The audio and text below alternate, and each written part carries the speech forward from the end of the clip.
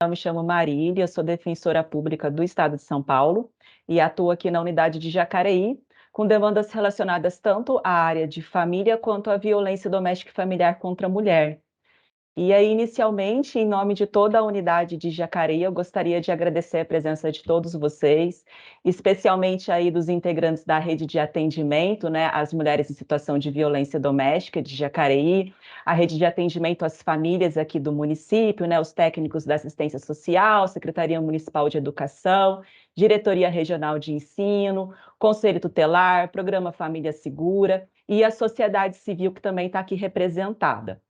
Quero reafirmar com vocês, né, que o evento foi pensado com muito carinho, visando atender aí a necessidade de um debate maior sobre a temática dos conflitos familiares e da alienação parental. Gostaria também de agradecer muito o apoio da Elaine, diretora regional da Defensoria, as colegas Janaína e Elaine do Centro de Atendimento Multidisciplinar da Defensoria, a Escola da Defensoria Pública e o Núcleo de Promoção e Defesa dos Direitos das Mulheres, na pessoa aqui da Nálida e da Ana Carolina, que nos deu aí todo o suporte e auxílio para a estruturação desse evento. Muito obrigada. E, por fim, né, agradecer as convidadas, a Ana Alicia Martins, Edna Fernandes e a colega Nálida Coelho, que de pronto aí aceitaram o convite para participar do evento. Nós ficamos muito felizes, né, com a possibilidade de dialogar sobre a temática da alienação parental aqui com vocês, que a gente sabe que é, né, que vocês são referência no assunto, tá? E, pessoal, para fins aí da gente conseguir organizar o evento e vocês saberem como vai funcionar, nós pensamos no seguinte: primeiro nós vamos iniciar com a exposição da Ana Alicia, tá? Depois passaremos a palavra aí para Edna e para a colega Nálida. E após a exposição das palestrantes, a gente vai ter um tempo de debate, questionamento, né? Para que vocês possam tirar dúvida, compartilhar o que vocês, né, acharem interessante. Só que, como nós temos um grande número aí de inscritos, eu vou pedir para vocês colocarem todas as dúvidas que vocês já forem tendo desde o início no chat do evento. No final, a gente vai compilar todas essas questões e vai repassar para as palestrantes, né, no próprio tempo aí do evento. Se por acaso acontecer de não haver tempo hábil de responder todos os questionamentos, a gente já vai deixar aberto também a possibilidade de encaminhar por e-mail. Eu vou passar o e-mail aqui da unidade no chat, tá? A dúvida vocês podem encaminhar por esse e-mail que a gente depois repassa para as palestrantes, tá bom? Acho que é isso. Em relação também à questão de certificação, como vocês falaram, né, que tem algumas colegas, né, do CRAS, CRES, que está vendo aí em conjunto, a gente pensou que é só vocês deixarem os nomes, né, no final aí de quem está participando, que a gente depois encaminha para a EDEP para poder fazer a certificação. Então, é só deixar o nome no chat que não vai ter problema nenhum, tá bom? E aí, sem mais delongas, considerando que o nosso tempo aqui é curto, né? Eu já vou passar a palavra para a colega, para a nossa mediadora, a Ana Carolina Lanas Soares Cabral. A Ana Carolina é mestre em filosofia pela PUC Valparaíso, no Chile, com revalidação pela Universidade de São Paulo, em psicologia, processos culturais, subjetivação, é graduada em psicologia pela PUC de São Paulo e atualmente ela está como psicóloga, né, agente da Defensoria no Núcleo Especializado de Promoção e Defesa dos Direitos das Mulheres, o NUDEM. Ana, novamente, meu muito obrigada por todo o auxílio, viu? E a palavra é sua. Obrigada, eu que agradeço. Bom dia. Para mim é uma honra estar aqui mediando, agradeço o convite, esse encontro com essas 3 profissionais que são referências, né, em suas áreas de atuação nessa temática. Então, fico muito contente e parabenizo, inclusive, as organizadoras, pela sensibilidade em perceber a importância, da gente compartilhar com a rede, discutir, refletir junto sobre esse tema que é tão complexo, sensível, e a gente precisa ter um olhar, né, mais crítico, em perceber, as demandas que nos chegam, como é que a gente pode trabalhar e pensar de uma forma para sair também do senso comum, do punitivismo, da criminalização. Então, eu fico muito feliz Fiquei muito feliz quando eu recebi o convite, fico muito feliz de estar aqui. Agradeço também a presença de toda a rede, né, de todo mundo que conseguiu participar. Esse evento vai ficar gravado, então quem não conseguiu, ou quiser rever depois, vai ter essa possibilidade. Também pelo tempo curto, eu vou direto para a nossa fonte, para as nossas referências, não vou me alongar aqui, eu vou apresentar, então, como a Marília falou, a gente tem 40 minutos de fala nesse tema que é tão complexo, que precisa, inclusive, de aprofundamento, então a gente vai deixar também, depois a Edna Rocha vai passar também um outro link com um evento bem recente que teve no Tribunal de Justiça, que eu acho interessante depois a gente compartilhar com vocês, foram 3 dias, né, de evento. Então a gente também pensou em ampliar, né, em hoje ser essa primeira conversa, mas também ampliar esse assunto, com outras possibilidades. E aqui eu pensei de apresentar então a Analícia, aproveitar, abrir aqui o site dela, que é analiciamartins.com.br, né, que tem, inclusive, links para vídeos, artigos, textos dela, acho que é bem interessante, depois eu coloco o link do site aqui no chat. Mas a Analice, então, ela é especialista em psicologia clínica e jurídica, é psicóloga, professora universitária e pesquisadora integrante do Núcleo de Pesquisas em Psicologia Jurídica. Tem especialização em psicologia jurídica pela UERJ, Rio de Janeiro, doutorado em psicologia pela UERJ também, com estágio doutoral no Gabinete de Estudos e Atendimento a Agressores e Vítimas, da Faculdade de Psicologia e de Ciências de Educação da Universidade do Porto, em Portugal.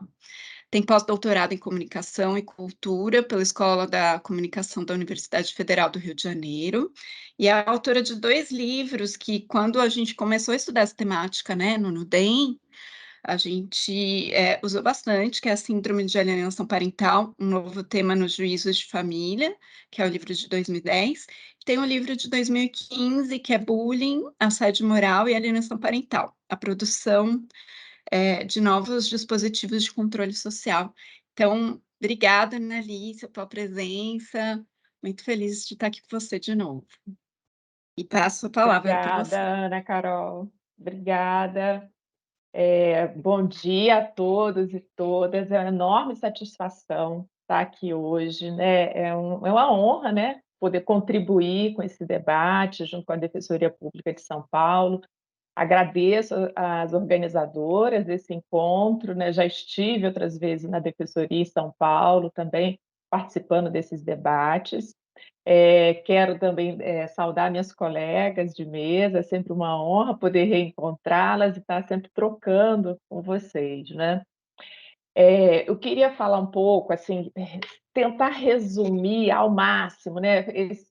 Entrei nesse impasse esses dias tentando resumir ao máximo o que eu poderia trazer, né? Então, tentei enxugar bastante, mas como a Ana Carol falou, tem muito material disponível, tá? Então, assim, eu vou citar artigos, textos que vocês podem ter acesso gratuito a esse material, tem no meu site, que eu disponibilizei os links, também no Instagram, tem um perfil profissional no Instagram, onde coloquei ontem, dia 25, né? Foi o dia, eu agora chamo de Dia Internacional de Críticas à Alienação Parental. Então, fiz várias postagens colocando links, textos importantes que nos ajudam a pensar o alcance que essa temática, né, ela teve no Brasil e da gente refletir se de fato, né, ela está servindo à proteção dos direitos infantos juvenis ou que outros interesses, né?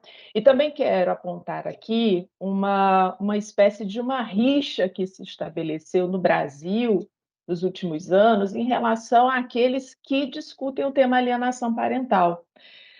Quando nós vamos a um evento, né, Edna sabe muito bem disso, né? Quando nós vamos a um evento, a primeira coisa que nos perguntam é assim, tá, mas você é contra ou você é a favor? Então, o nosso debate, pessoal, está para além de polarizações, porque enquanto pesquisadoras que observam no Brasil, os desdobramentos do dispositivo alienação parental, nos interessa estar aprofundando as reflexões dessa temática, apontando as consequências da aplicação, né, da Lei 12.318, de 2010, sobre as famílias, e está fazendo alguns questionamentos, né? Usando bem a pedagogia Paulo Freire, nosso objetivo é provocar reflexões, sair, como a Ana Carol falou, desse senso comum, uma espécie de senso comum punitivo e psicopatologizante que se produziu em relação ao tema da alienação parental no Brasil, né? Durante muito tempo se produziu uma adesão subjetiva ao tema da alienação parental, vinculado a um certo imaginário social que há pelo menos 2, 3 séculos se faz em relação às mulheres. Então, é nessa toada que eu sigo com as discussões sobre o tema alienação parental. Vocês vão dizer assim, Analícia, mas acho que você está fazendo uma discussão que é pessoal. Não, pessoal, não é pessoal. Eu falo de um campo de pesquisa e um campo de teorizações, que é o campo da psicologia social jurídica, tá? Vocês vão dizer assim, mas quem fala isso é só Analícia e só Edna Rocha. Não, porque nós estamos falando de um campo específico da nossa área de conhecimento. A psicologia, ela não é um bloco, né, um campo monolítico, né, que tem uma única visão na forma de abordar as diferentes temáticas. Não. Então, vocês vão identificar, dentro da psicologia, enquanto um campo de conhecimento, vocês vão identificar diferentes linhas de abordagem, teorias e pesquisas sobre o tema da alienação parental. Eu falo da perspectiva da psicologia social jurídica, tá? É importante a gente marcar isso. De que lugar, qual é o meu lugar de fala, né? É esse, psicologia social jurídica. Então, eu fui pesquisar sobre a invenção, a criação da síndrome da alienação parental, que foi a minha pesquisa de mestrado, né? Que eu defendi em 2009, foi publicado pela Cortez Editora. Esse livro já tem, né, inúmeras edições, já tem mais de 10 anos publicado. Então, eu não vou me delongar falando sobre a síndrome da alienação parental. Só dizer que a síndrome da alienação parental foi definida nos anos 80 por um psiquiatra chamado Richard Gardner, nos Estados Unidos. Esse psiquiatra, ele fazia avaliações para as cortes de justiça em situação de disputa de guarda, tá? Então, a partir das suas avaliações, ele, então, construiu pressupostos sobre o que ele nomeou de síndrome da alienação parental. As suas proposições, elas têm inúmeras críticas, inúmeras polêmicas pela forma como ele estruturou esses pressupostos, sem a realização de pesquisas rigorosas que demonstrassem o que ele estava chamando ali de síndrome da alienação parental, tá? Então, eu não vou me delongar nisso, porque isso faz parte mais da história, né, do conceito, da ideia de síndrome da alienação parental. Mas por que eu sempre parto da síndrome da alienação parental? Embora eu não vá me aprofundar, eu parto dela. Por quê? Eu quero compartilhar isso com vocês. Porque observando o campo social, né, os debates sobre síndrome da alienação parental e a lei da alienação parental, o que eu tenho percebido? Que os defensores, simpatizantes da lei da alienação parental no Brasil, eles têm tentado progressivamente desvincular a ideia de alienação parental que está na lei brasileira, tentar desvinculá-la da sua origem, que é a síndrome da alienação parental, né? Portanto, no Brasil, nós criamos uma lei que é baseada em teorizações de um psiquiatra de outro país que não realizou pesquisas efetivas sobre esse assunto. Então, no Brasil, vou seguir aqui nos slides, tá? Se eu conseguir passar aqui a tela, né? Vocês estão vendo aí? Sim? Ok? Viram que eu mudei a tela? Eu vou deixar dessa forma porque me parece que trava. Eu vou tentar aqui. Oi, vamos lá, vamos tentando. Vamos tentando. Deu certo. Deu certo. Tá, Deu. então, adiantando. Nós importamos, então, essas teorizações, esses pressupostos do Richard Gardner para o Brasil, meados dos anos 2000, tá?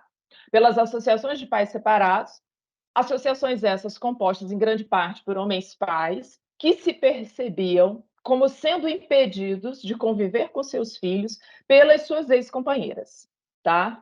Então, esses homens e organizações aqui no Brasil conseguiram, então, ingressar com um projeto de lei na Câmara Federal dos Deputados, um projeto de lei esse que desconsiderava todas as críticas que já vinham sendo feitas em outros países sobre sobre a síndrome da alienação parental. Esse tema ele chega aqui como uma verdade inconteste, tá? Então passa-se a tirar o termo síndrome e passa-se a usar simplesmente alienação parental para se retirar a discussão que se fazia já à época sobre a patologização dos comportamentos no âmbito do litígio conjugal, tá? Esse projeto de lei, então, ele ingressa na Câmara já em 2008, no mesmo ano em que foi aprovada a primeira lei da guarda compartilhada, né? Depois ela vai ser modificada em 2014, uma nova publicação. E o que nós vemos nesse projeto de lei? Falando super rápido, porque esse material, toda essa discussão está nesse artigo que está aí, eu coloquei ao lado, ele também está disponível lá no site, lá no Instagram, publicado na revista do Conselho Federal de Psicologia, onde fazemos uma análise sobre o conteúdo do projeto de lei que deu origem à Lei da Alienação Parental. A Lei da Alienação Parental, pessoal, ela é baseada integralmente, exclusivamente nas teorizações de Richard Gardner. Por isso, nós não podemos deixar de fora a história desse conceito no Brasil. Porque aqueles que defendem a lei, eles estão tentando cortar, eliminar essa história, né? E nós sabemos que se nós não conhecemos a história, nós não sabemos quem somos nem para onde vamos. Então é preciso que a gente conheça a lei da alienação, a história da síndrome, a história da lei brasileira, para saber o que a motivou, quais os interesses, quais suas consequências, como ela foi sendo aplicada, tá? Para a gente entender todo esse percurso e poder, de fato, nos posicionarmos de uma forma consciente, reflexiva e crítica sobre o assunto, uma vez que impacta diretamente a prática de profissionais da psicologia e do judiciário, mas não só aqueles que atuam no judiciário, como nós vemos hoje, cada vez mais nas políticas públicas também. Então, esse projeto de lei, ele tem como objetivo, né, punir, criminalizar. A ideia inicial era criminalizar, criar um novo tipo penal, né? O alienador, o genitor alienador. Essa ideia não passou, mas as outras passaram e a gente teve, então, a lei da alienação parental, baseada nas teorizações sobre a SAP, uma única audiência pública, sem a participação de atores sociais significativos no debate social sobre os direitos de crianças e adolescentes. Então, já na história dessa lei, a gente vê assim, que algumas coisas muito estranhas estiveram acontecendo ali. Já que era uma lei que falava de direitos de crianças e adolescentes, por que não esses atores serem envolvidos? Por que não o Conselho Federal de Psicologia, o Conselho Federal do Serviço Social participarem mais ativamente na elaboração, nas reflexões sobre esse projeto de lei? Então, eu deixo aí a indicação do artigo para que vocês possam ler mais detidamente sobre o assunto, para a gente avançar aqui, porque tem muito que discutir ainda hoje, né? Então, a Lei 12.318, ela foi, então, publicada em 2010 e cria no Brasil um novo ilícito civil, que é o ato de alienação parental. Mas esse ato de alienação parental é baseado na síndrome da alienação parental. E a lei, muito curiosamente, ela fala de diagnóstico, e aí é que eu acho curioso, porque os colegas dizem, não, mas a lei não fala de nenhuma patologia, a lei não fala de nenhuma síndrome. Mas, ao mesmo tempo, reporta-se no texto da lei o diagnóstico de alienação parental. Ora, pessoal, afinal de contas, a gente está falando de uma moléstia mental, de um transtorno, de uma conduta, de um problema relacional. Do que a gente está falando efetivamente? Então, a discussão que eu venho fazendo é que a lei brasileira ela faz uma mescla de diferentes questões, ou seja, com isso pode-se colocar muitas outras questões dentro, é uma confusão, é algo absolutamente subjetivo, e os colegas ficam em muitas dúvidas, afinal, o que eu tenho que fazer? Não é? E aí a lei vai também falar sobre o trabalho das equipes, a gente tem toda uma discussão sobre isso, a gente vai ver isso mais lá na frente, né, no final da minha apresentação, quando eu vou falar, então, da nota técnica do Conselho Federal. Então, a lei ela vai definir o ato de alienação parental como uma interferência na formação psicológica de crianças e adolescentes por um adulto responsável pela guarda da criança com o objetivo de causar interferência no vínculo dessa criança ou adolescente com os outros genitores, com os outros responsáveis, enfim. Vejam que é bastante subjetivo, né? A interferência na formação psicológica. Isso por si só já dá uma dissertação de mestrado. E aí, pessoal, adiantando, né? Eu sei que muita gente que está aqui hoje está tendo contato, assim, mais pela primeira vez, ou tem um contato incipiente com essa temática. Então, eu quero deixar bem claro, tá, para todos e todas o que chama-se síndrome da alienação parental e ou alienação parental não possui reconhecimento dos manuais classificatórios, nem do DSM, que é o Manual Diagnóstico e Estatístico de Transtornos Mentais, que é uma publicação da Associação Americana de Psiquiatria, não é reconhecido por esta publicação, que tem a última versão de 2013, o DSM-5, assim como não possui reconhecimento da Classificação Internacional de Doenças, que é a CID-11, que teve sua última publicação em 2022. Portanto, trata-se de um erro crasso ou de um erro grosseiro fazermos referência à síndrome da alienação parental em qualquer documento, seja ele do âmbito da psicologia, do serviço social ou do âmbito jurídico, porque nós não temos uma patologia com o nome de síndrome da alienação parental ou alienação parental. O que de fato nós temos no Brasil é uma lei que define o ilícito civil chamado alienação parental. Vamos lá, vocês devem estar aí borbulhando de dúvidas, mas esse é o meu objetivo, provocar essas dúvidas em vocês para que a gente possa ir esclarecendo ao longo do nosso debate. E aí vocês vão se perguntar, mas afinal de contas, os colegas da psicologia que estão aí nos assistindo, Analícia, mas afinal de contas, esse tema, ele é reconhecido ou não pela psicologia brasileira? Não é reconhecido pelo DSM, não é reconhecido pela CID como doença, e a psicologia reconhece o tema alienação parental? Então, pessoal, já há bastante tempo, a temática alienação parental, ela vem sendo incorporada nos estudos no campo da psicologia, nas mais diferentes perspectivas. Nós vamos ter perspectivas que vão apoiar, eu já encontrei estudos usando Jung para pensar alienação parental, sem nenhuma crítica, sem nenhuma reflexão embasada acerca das origens do termo. Já parte-se de um ponto comum, é um fenômeno que existe, né? E esse termo também é muito curioso, alienação parental como fenômeno, mas me explique, de que fenômeno você está falando? Porque eu entendo, né, a partir de Foucault, como um fenômeno discursivo.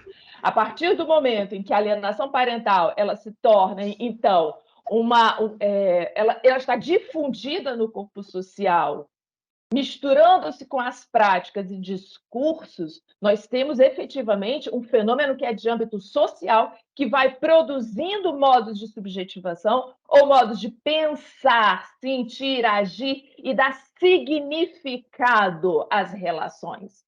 Portanto, a partir de então, nós passamos a observar as relações parentais no pós-divórcio, já buscando identificar o ato da mãe alienadora. A gente precisa tomar cuidado com isso, né? A gente está falando de dinâmicas relacionais que são complexas, que têm um contexto muito amplo, que envolvem questões de gênero, que envolvem dispositivo materno, misoginia, o patriarcado, tantas questões culturais, ainda mais na nossa sociedade, que é extremamente patriarcal e violenta, nós deixamos todas essas questões de fora e passamos a buscar simplesmente o ato de alienação parental como aquela mãe que exclui, ou seja, a gente está misturando muito as coisas. O que para alguns pode ser proteção materna, outros passam a ver como exclusão do pai. Estou só trazendo elementos para a gente discutir, tá? E estou passando adiante. Então, o que eu quero dizer é que o tema da alienação parental, ele faz parte não só das discussões no campo da psicologia, mas de outros campos de conhecimento. Serviço social, o direito, obviamente, pedagogia, na clínica também, artigos no âmbito da clínica que vêm discutindo o tema. Mas muitas vezes, né, e aí falo como pesquisadora, muitas vezes o que nós vemos é a reprodução dos discursos já pré-existentes que ignoram a invenção dessa terminologia ao longo do tempo.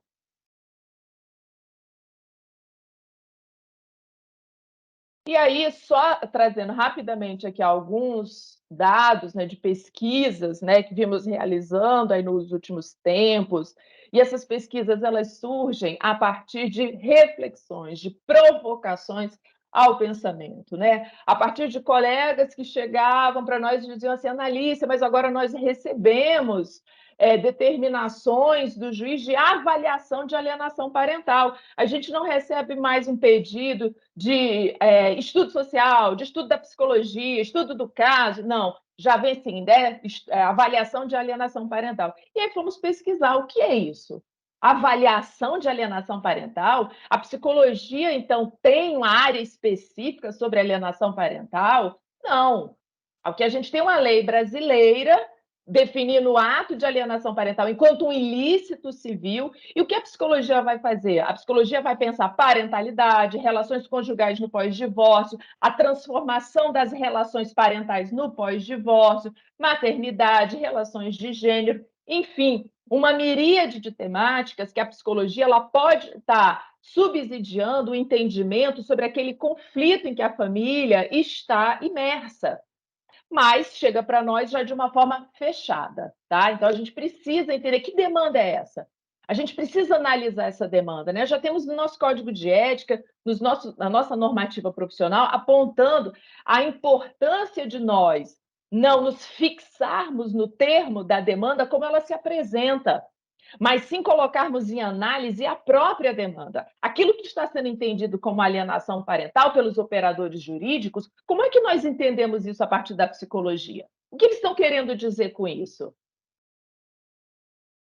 Deixar mais para o final.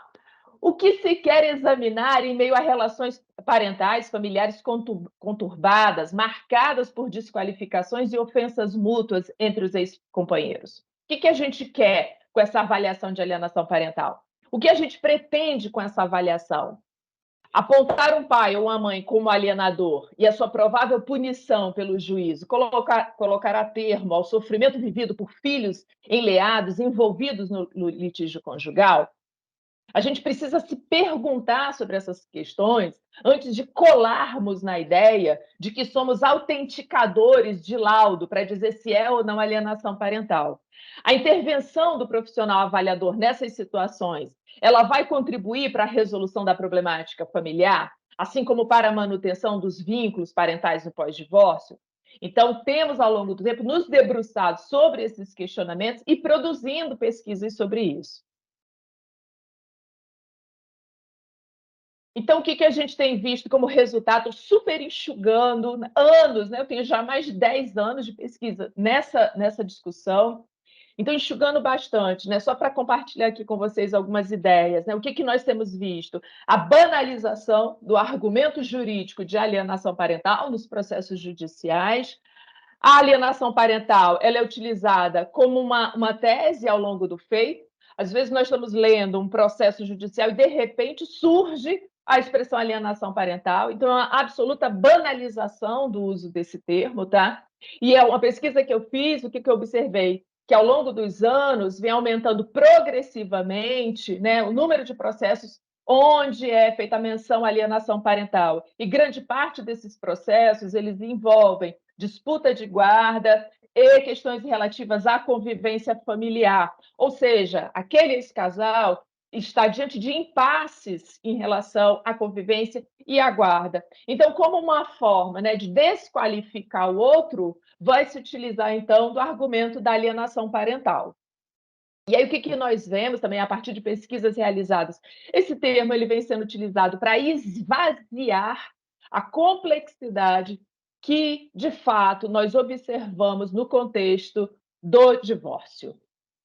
As alegações de alienação parental elas servem para fomentar esse litígio. De fato, quando nós comparamos antes e depois desse termo no Brasil, nós pegamos pesquisas feitas há 30 anos, 20 anos, e depois as pesquisas já com alienação parental, dos processos judiciais, o que a gente nota?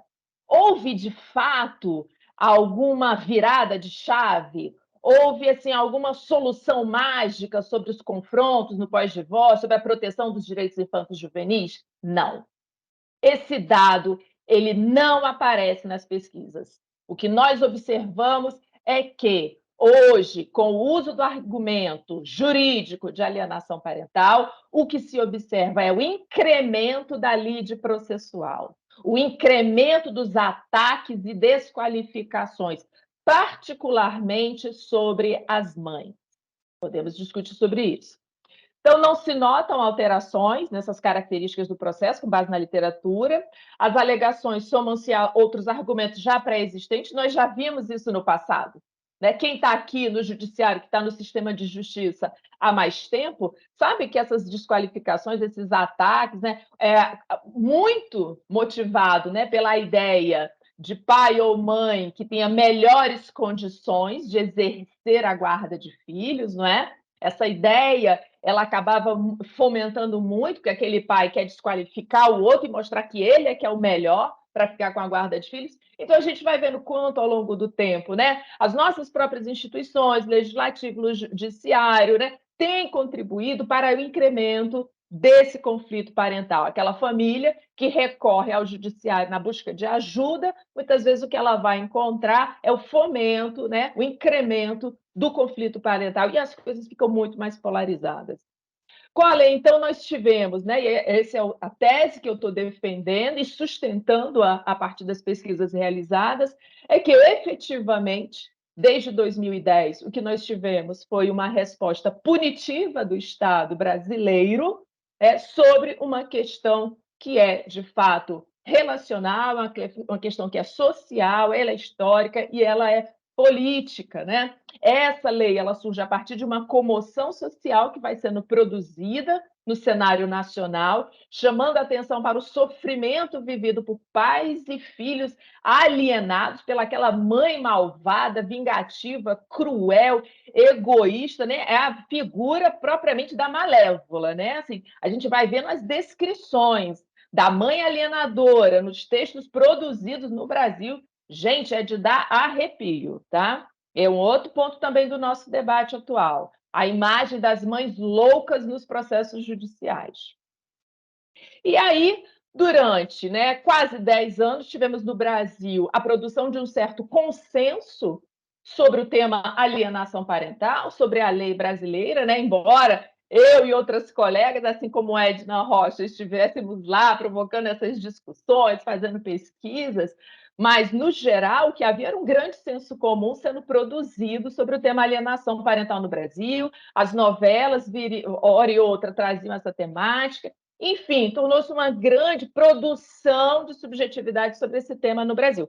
As pessoas podem até não entender o que significa guarda compartilhada, mas elas já têm uma noção, então, pelo senso comum, o que é alienação parental.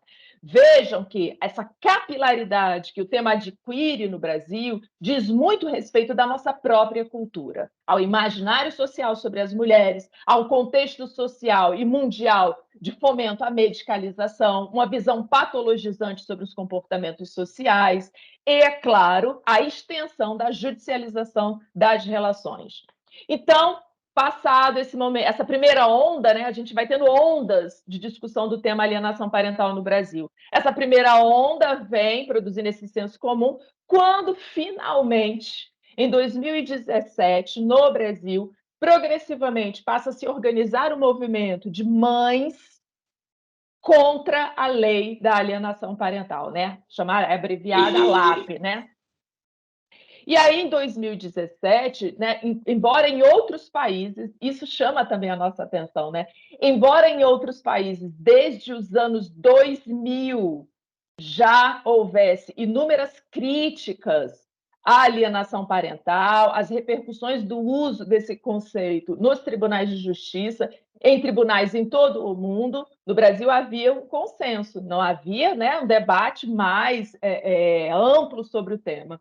Então, em 2017, vejam, né, 17 anos depois, aqui no Brasil, organiza-se esse movimento social, mas esse movimento social, ele traz peculiaridades, tá? Eu tenho também um outro artigo, não vai dar tempo aqui de estar compartilhando com vocês mais detalhes, né, dessa polarização dos movimentos sociais no Brasil, mas tem artigos já publicados sobre o assunto.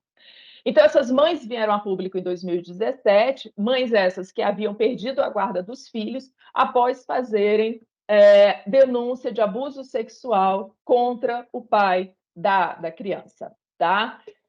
Super resumindo, pessoal. Então, diante da não confirmação da alegação dessa mãe, porque muitas vezes, né, como é sabido, o abuso sexual ele pode não ter vestígios físicos, então, muitas vezes vai se basear na fala da criança, e esse abuso, então, vai ser questionado pelos operadores jurídicos, muitas vezes sob o argumento de alienação parental. Então, como a alegação não é comprovada, ela não tem materialidade combatida sob o argumento de alienação parental, que essa mãe estaria sendo motivada, né? Ela teria a intenção de prejudicar o ex-parceiro, então. E aí, o que a gente fez no Brasil? Uma espécie de dobradinha, né? Ou é uma coisa ou é outra.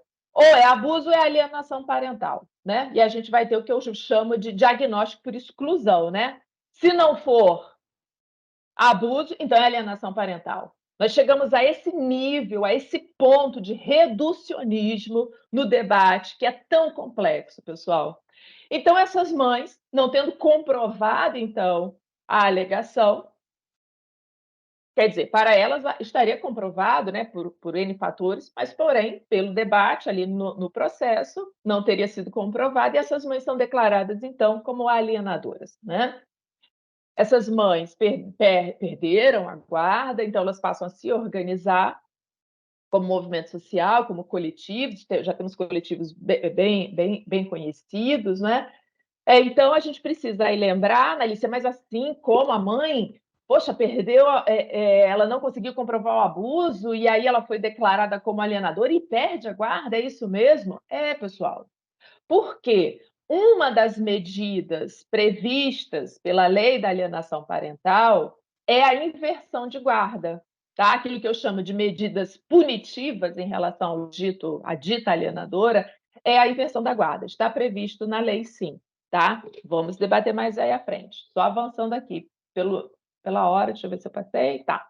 Então, aqui, 2017, olhem, prestem atenção como estudar um tema que se movimenta, né? A gente tem que estar muito atento. Em 2017, então, a gente teve projetos de leis pedindo revogação, modificação da lei da alienação parental, 2018, 2019, e os debates continuaram.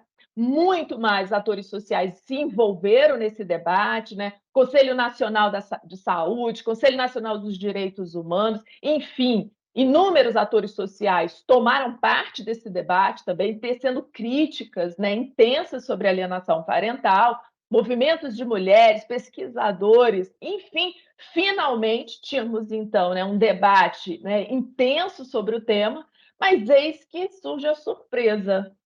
Em 2022, é muito curioso isso, né? Em 2022, é aprovado um projeto de lei, né, o PL número 634 de 2022, que se transforma em maio do ano passado na Lei 14.340, que vai modificar artigos, né? Ela modifica em parte o texto da Lei da Alienação Parental, tá? Sem levar em conta o debate amplo e social que vinha sendo feito sobre o tema, né? Ou seja, não se leva em conta esse imaginário que é produzido pela lei da alienação parental sobre as mulheres, como vingativas, passionais, desequilibradas. Não se leva em conta, né, o uso da lei como meio de ameaça e controle de mulheres por homens, ou ausência da demonstração empírica, né, dessa lei. Efetivamente, não existem dados. Nós não possuímos no Brasil dados empíricos que demonstrem que a lei da alienação parental ela tem servido efetivamente para a proteção dos direitos infantos juvenis. O que nós temos são os argumentos retóricos em defesa da lei da alienação parental. Tá? Então, não temos. Se alguém tomou conhecimento, se alguém fez essa pesquisa empírica, me demonstre isso. Temos estudo longitudinal nesse sentido? Não. O que nós estamos vendo efetivamente é o incremento do litígio, o sofrimento de crianças, abuso emocional, violência psicológica, uma família inteira em sofrimento, relações violentas. E aí pensar como a psicologia e o serviço social pode estar contribuindo nesse campo, que não fomentando ainda mais o impasse, simplesmente colocando rótulo de alienadora em uma mãe num processo como esse, que provoca muito sofrimento em todos os envolvidos. A Melissa, ausência mais de... 10 minutinhos, tá? Estou Só fechando, para já estou te ajudar fechando. a se organizar. Obrigada. Obrigada. A ausência de demonstração empírica, o direito não tem garantia, como essa lei efetivamente tem garantido esse direito, né? Não temos esse dado. E aí, pessoal, incrementando ainda mais, vejam, né? É um dispositivo que ele tem muitos desdobramentos, muitos. A gente tem, inclusive, né? Eu tinha que cortar coisas aqui, vocês veem o tempo, é escasso. A gente tem escala no campo da psicologia para avaliar a alienação parental.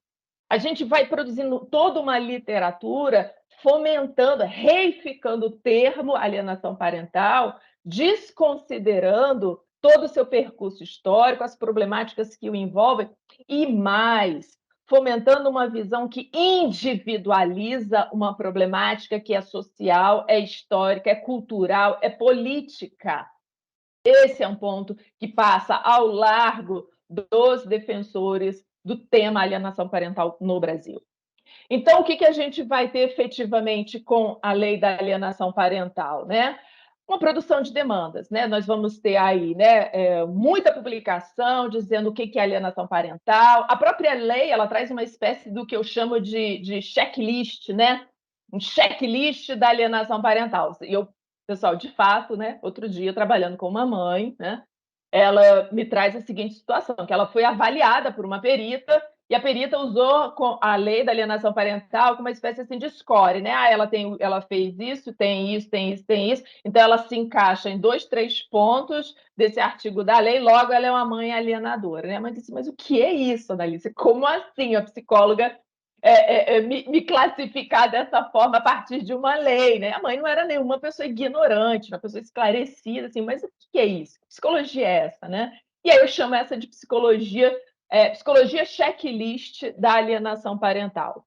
Então, a gente tem produzido, na verdade, em todo o país, uma intensa produção de demandas para identificação de alienação parental. A gente vai ver isso no judiciário, na clínica, né? Estamos, então, agora debatendo, fazendo um debate de necessidade de um diálogo interdisciplinar entre a psicologia clínica e a psicologia jurídica, porque cada vez mais chegam demandas de avaliação na clínica de alienação parental, cada vez mais psicólogas são denunciadas nos conselhos regionais de psicologia por emissão de documentos relativos à alienação parental, à identificação de alienação parental. Isso é só um panorama breve, tá, pessoal? Muito, assim, eu estou sendo muito rasteira em tudo que eu estou falando, porque não tem tempo de aprofundar aqui, mas tem todo esse material publicado. Além disso, o que a gente vai ter, né? Em 2017, a lei que regulamenta, né, o sistema de garantias de direitos de crianças e adolescentes vítimas de violência ou testemunha, essa lei vai definir a alienação parental. Ela catapulta o tema alienação parental, classificando a alienação parental agora como violência psicológica. Isso fica um pouco às sombras.